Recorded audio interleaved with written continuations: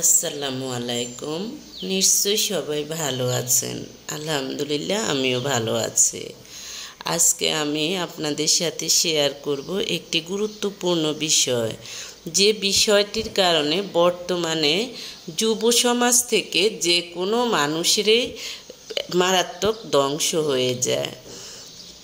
সামাজিক, মানসিক, দৈহিক, সব রকমের, আর্থিক। হ্যাঁ, এর নাম হলো ভালোবাসা। ভালোবাসা নামক এই বস্তুটি থাকার কারণে মানুষ অনেকভাবে ক্ষতিগ্রস্ত হচ্ছে। এই যে ভালোবাসাটা কি আসলে, এটা হলো একটা আবেগ, এটা হলো একটা ইমোশন। এই ইমোশনকে যারা কন্ট্রোল করতে না পারে তাদের দৈহিক, মানসিক, আর্থিক, সামাজিক, অর্থনৈতিক সব রকম ক্ষতি হয়।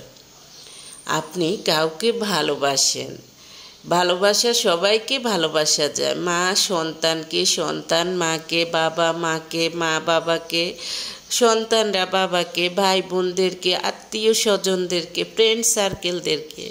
কিন্তু সে ভালোবাসার ধরন হতে হবে ভিন্ন।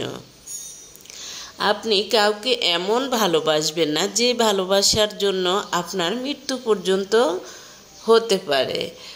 দেখা যায় যে বর্তমান সমাজে কেউ কাউকে ভালোবাসে, হ্যাঁ, তারপর দেখা যায় যে একজন একজনের সাথে কোনোভাবে বিট্রে করলো, অর্থাৎ প্রতারণা করলো, তখন আত্মহত্যা করে, এই করে সেই করে। কেন? এটা আসলে কিন্তু প্রকৃত ভালোবাসা না, এটা হলো ইমোশনকে কন্ট্রোল করা।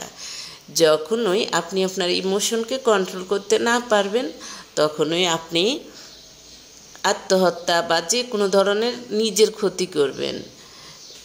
কিন্তু আপনি যদি ইমোশনকে কন্ট্রোল করতে পারেন, তাহলে এটা বোঝা যাবে যে আপনার প্রকৃত ভালোবাসা। ইমোশনকে কন্ট্রোল করে আপনি ঠান্ডা মাথায় হ্যান্ডেল করবেন।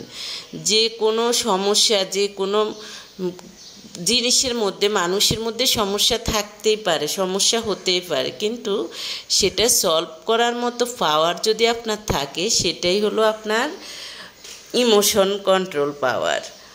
তাই এমন সন্তানকেও এমন ভালোবাসবেন না যে ভালোবাসা সন্তানের ধ্বংস আনতে পারে। যে আপনি এমন ভালোবাসবেন না সন্তানকে, সন্তান স্ত্রীর কাছে গেলে আপনার কষ্ট হয়, সন্তান স্ত্রীকে ভালোবাসলে আপনার কষ্ট হবে। আপনি এমন ভালোবাসবেন না, এটাতে আপনি ইহকাল এবং পরকালের জন্য আপনি ঘৃণার পাত্র, আপনি ঘৃণার পাত্র প্লাস গুনাহের পাত্র। হ্যাঁ, যখন আপনার সন্তান, বরঞ্চ আপনার সন্তান যদি কোনোভাবে কারো সাথে প্রতারণা করে, আপনি সেটাও বুঝাবেন। তাই ভালোবাসার ধরন হতে হবে প্রকৃত ভালোবাসা। আমার দেখা এমনও আছে, একটা ছেলে মেয়েকে কলেজে পড়া অবস্থায় তারা বিয়ে করলো, হ্যাঁ, তারপর একটা বাচ্চা হলো, এরপর আর ছেলেটা